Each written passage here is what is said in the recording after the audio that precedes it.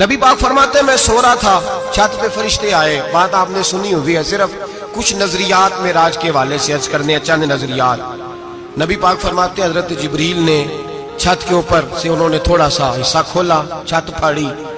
ہمارے نا دیہاتوں میں لکڑی کی جو چھت ہوتی تھی نا، اس پہ ایک بندہ بھی اگر چلتا تھا نا تو گھر کے جو بزرگ ہوتے تھے کہتے تھے پتہ کرو چھت پہ بندہ ہے کوئی. ایک آدمی فٹافٹ بزرگ جاگ جاتے تھے، کہتے پتہ کرو بھائی. بلکہ ساتھ والے کو آواز دیتے تھے، دروازہ کھولتے تھے. ہوتا تھا کہ نہیں ہوتا تھا؟ ہو جاتا تھا نا. او بھائی 1.5 پونے 2 لاکھ بندہ چھت پہ چلے. اللہ کے رسول فرما رہے میں سو رہا ہوں. چھت پھاڑ دی، حضرت جبریل آ گئے. نبی پاک صلی اللہ علیہ وسلم کے پاس 70 ہزار فرشتہ ساتھ ہے، آ کے کھڑے ہو گئے. میکائیل سے اسرافیل سے مشورہ کر رہے ہیں حضور کو کیسے جگائیں. نبی پاک فرماتے ہیں میں سو رہا ہوں. حالانکہ بخاری میں لفظ ہے، نبی پاک فرماتے ہیں میری آنکھیں سوتی ہیں، دل تو میرا ہر وقت جاگتا رہتا ہے. نبی کریم سید عالم صلی اللہ تعالی علیہ وسلم فرماتے ہیں میں سویا رہا. اب حضور آرام کہاں کر رہے تھے؟ زمین پہ. آرام کہاں کر رہے تھے؟ حضور علیہ السلام زمین پہ آرام کر رہے تھے. جناب جبریل جھکے. کتنا جھکے کہ حضور کے قدم ہی چوم لیے. نبی پاک کے قدم تو کتنا جھکے ہوں گے جی؟ رکوع تک. جی میں نہیں جی گل کی سجدے دی، تساں کیتی جے. فتویٰ لگا تواڈے تے لگنا جی. کہاں تک لگی؟ کہاں تک جھکے؟ اعلیٰ حضرت کہتے ہیں حضرت جبریل نے سجدہ نہیں کیا نبی پاک.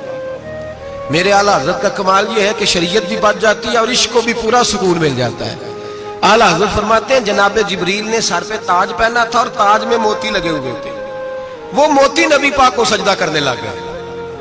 وہ موتی نبی پاک کو دیکھے. فاضل بریلوی کے قلم کا حسن فرمانے لگے تاج روح القدس کے موتی جنہیں سجدہ کرے.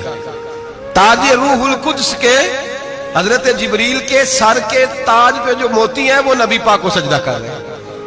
نبی کریم یہاں کوئی بندہ، اب تو خیر لوگ ہاتھ بھی کسی کے چومتے ہیں تو خود نہیں اوپر ہوتے، ہاتھ ہی اوپر کر لیتے ہیں. اب تو مزاج ہی بدل گیا ہے.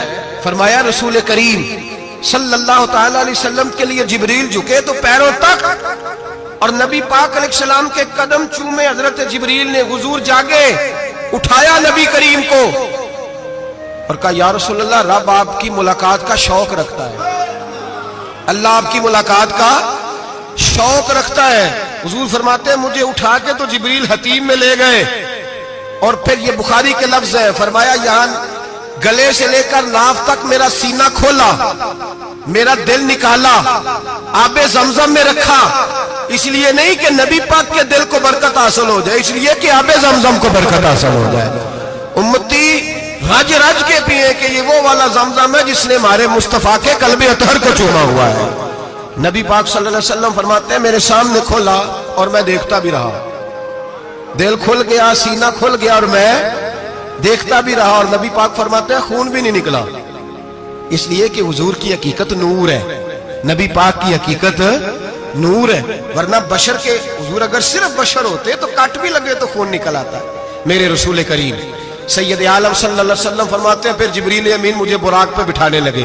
خچر سے چھوٹا تھا، گدھے سے بڑا تھا اور بجلیوں کا بنا ہوا تھا. جہاں اس کی نظر جاتی تھی وہاں اس کا قدم جاتا تھا. نبی کریم فرماتے ہیں مجھے بٹھانے لگے تو میں رک گیا. میں نے کہا میں نہیں بیٹھتا. یا رسول اللہ کیا ہوا؟ فرمایا اللہ فرماتا ہے یوم نسوق المجرمین الی جہنم وردا. جب آپ کے امتی نکلیں گے قبروں سے تو ڈنڈے مار مار کے لے جائے جائیں گے. پہلے رب میرے ساتھ وعدہ کرے کہ جب میرے غلام قبروں سے نکلیں گے تو انہیں بھی براق عطا کرے گا. پہلے وعدہ کرے. حضرت جبریل کہتے ہیں میں وہیں کھڑا تھا. رب کریم نے کہا چل وعدہ کر لے یوم نحشر المتقین الی الرحمن وفدا. محبوب جب تیرے فرما بردار قبروں سے نکلیں گے تو میں سب کو براق عطا کر دوں گا، سب کو براق دے دوں گا. نبی کریم فرماتے ہیں میں براق پہ بیٹھا. سفر شروع ہوا. نبی رحمت علیہ السلام فرماتے ہیں میں گزرا. یہ بات آپ نے سنی ہوئی ہے پر بیان کرنے بھی بڑی ضروری ہے. مررت علی الموسیٰ فہو یصلی فی قبرہ رواہ مسلم. او خدا کے بندو اللہ تبارک و تعالی ہدایت کا نور دے. کہاں بیٹھ کے قرآن و سنت پڑھتے ہو؟ کیوں نہیں عقیدے کو سمجھتے؟ نبی کریم علیہ السلام نے فرمایا میں معراج کی رات گزرا. یہ سنی کان کھول کے سنے، دل کھول کے. صحیح مسلم کی حدیث فرمایا میں معراج کی رات گزرا تو حضرت موسیٰ اپنی قبر میں کھڑے ہو کے نماز پڑھ رہے تھے. حضرت موسیٰ اگر زندہ ہے تو جو موسیٰ کے بھی امام ہے، جو جناب موسیٰ کے بھی ایسے ہی فٹافٹ. ہم پہ تو کسی کا روب طاری نہیں ہوتا. اتنی موٹی جلدیں لوگ کتابوں کی دے جاتے ہیں، کہتے ہیں پڑھو جی کی لکھے ہے.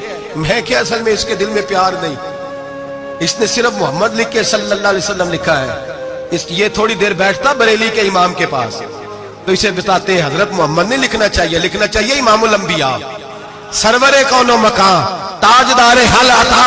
لکھنا چاہیے مشکل کشا، حاجت روا، حبیب خدا محمد مصطفیٰ صلی اللہ. تمہیں تو نام نہیں ڈھنگ سے لکھنا آتا، تم مصطفیٰ کی بات کیا کرو گے؟